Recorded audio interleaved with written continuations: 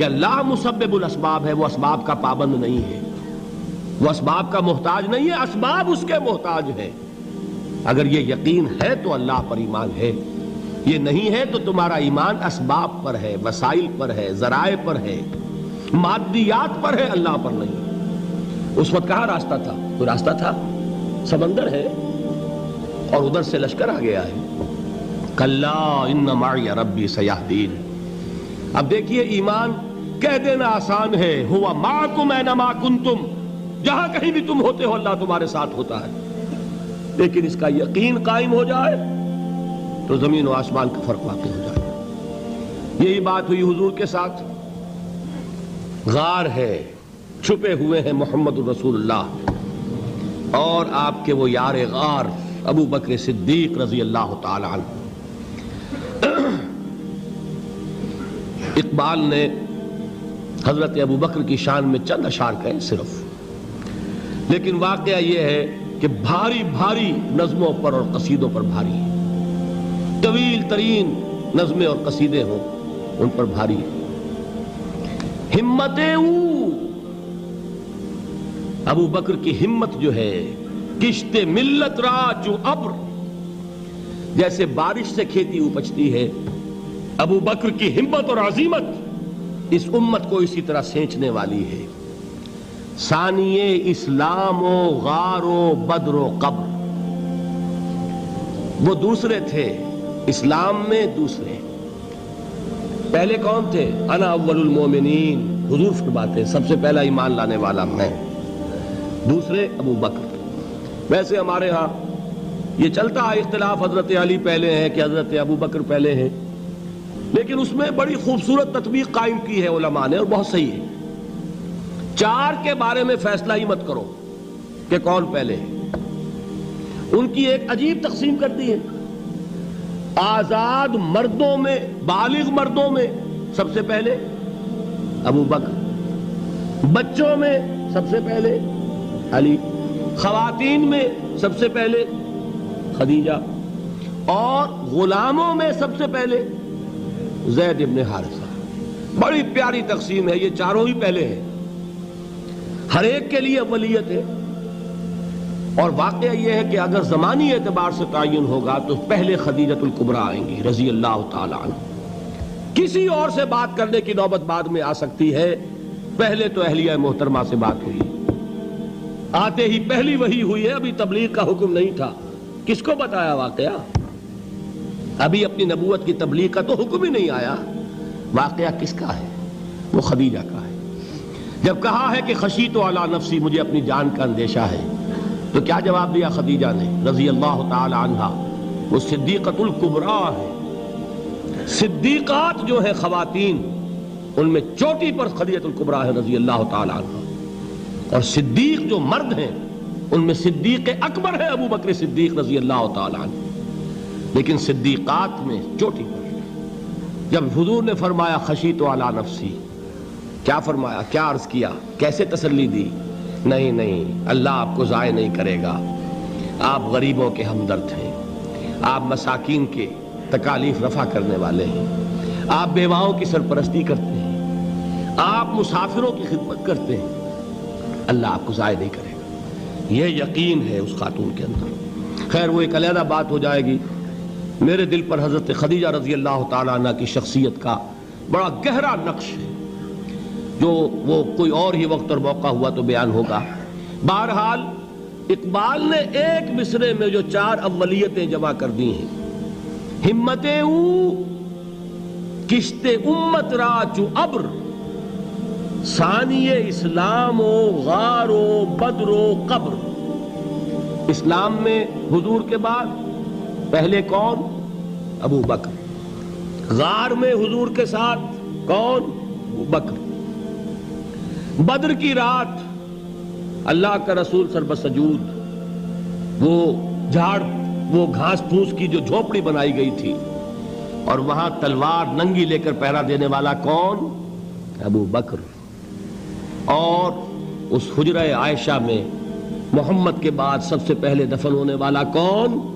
ابو بکر رضی اللہ تعالی عنہ صلی اللہ علیہ وسلم۔ وہ جو معاملہ میں سنا رہا تھا غار ثور کا، حضرت ابو بکر بھی حضور کے خیال سے لرز گئے ہیں.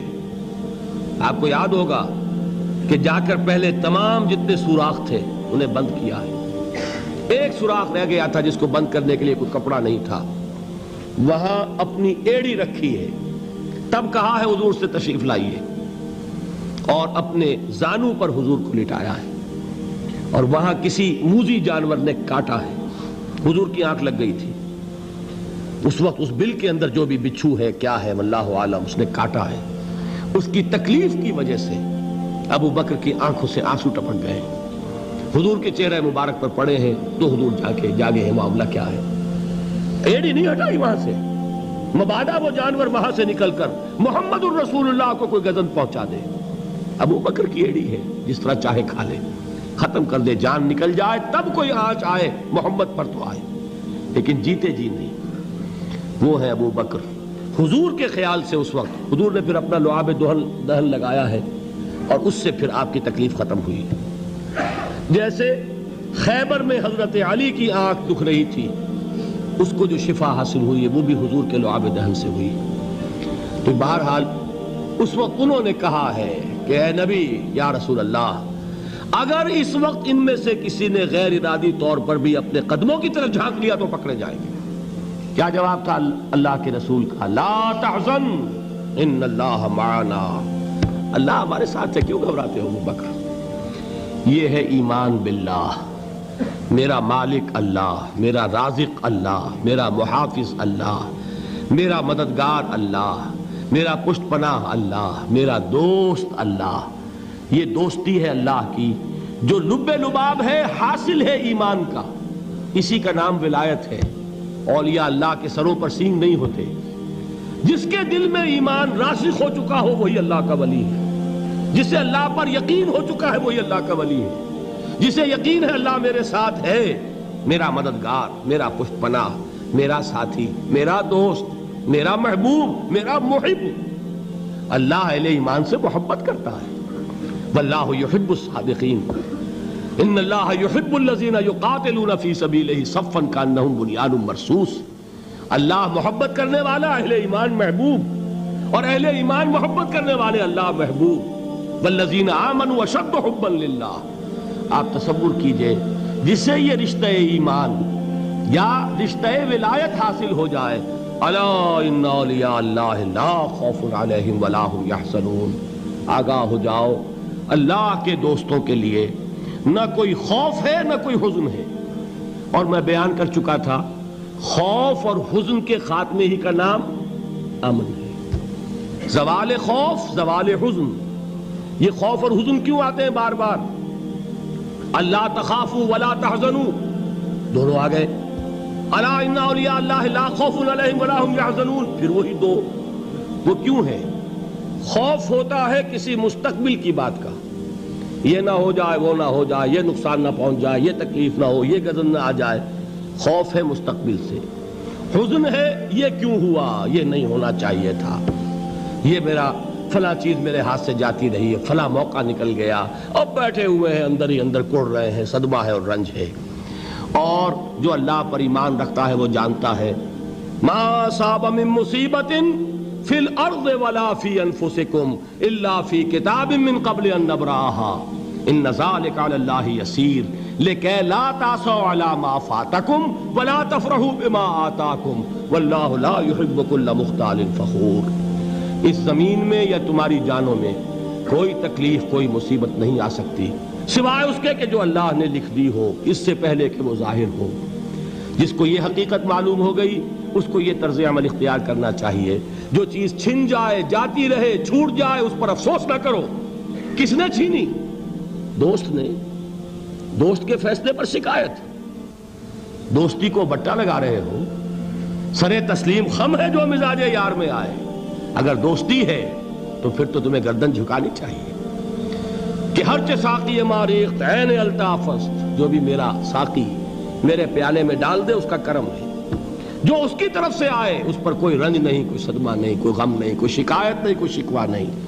اور جو ہوگا وہ اس کے اذن کے بغیر نہیں ہوگا, اور اس کا اذن ہوگا تو یقیناً میرے لیے خیر ہی خیر ہے, چاہے وہ ناگوار شے ہو, بظاہر مجھے اچھی نہ لگ رہی ہو، میری شارٹ سائٹڈنس میں مجھے وہ نظر آ رہی ہے کہ میرے لیے بری ہے، لیکن قرآن نے کہا ہے عَسَىٰ أَن تَكْرَهُوا شَيْئًا وَهُوَ خَيْرٌ لَكُمْ وَعَسَىٰ أَن تُحِبُّوا شَيْئًا وَهُوَ شَرٌّ لَكُمْ وَاللَّهُ يَعْلَمُ وَأَنتُمْ لَا تَعْلَمُونَ۔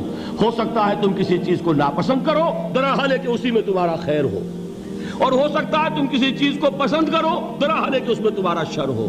اللہ جانتا ہے، تم نہیں جانتے۔ جب مجھے یہ بات معلوم ہو گئی، میں نے اپنا معاملہ اللہ کے حوالے کیا۔ سپردم بے تو مایا خیش را تو دانی حساب کم و بیش را۔ اے رب، جو تو چاہتا ہے وہ ہو، تیرے علم میں جو شے میرے لیے خیر ہے وہ ہو جائے، میری کوئی پسند نہیں، میری کوئی چاہت نہیں۔ یہ ہے راضی برضائے رب۔ اکبر الہٰبادی نے اسے کہا ہے رضائے حق پہ راضی رہ، یہ حرف آرزو کیسا، خدا خالق، خدا مالک، خدا کا حکم تو کیسا۔ جب میں آ گیا بیچ میں، میری پسند، میری مرضی، میری خواہش، میری چاہت، یہی تو شرک ہے۔ ما شاء اللہ کان وما لم یشاء لم یکن۔ جو اللہ نے چاہا وہ ہوا، جو اس نے نہیں چاہا نہیں ہوا۔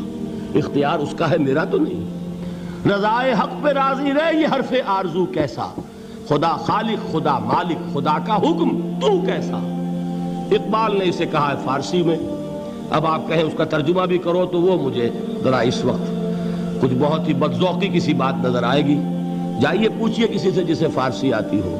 برو کشید ز پیچا کے ہست و بود مرا، چے اقدہا کے مقام رضا کشود مرا۔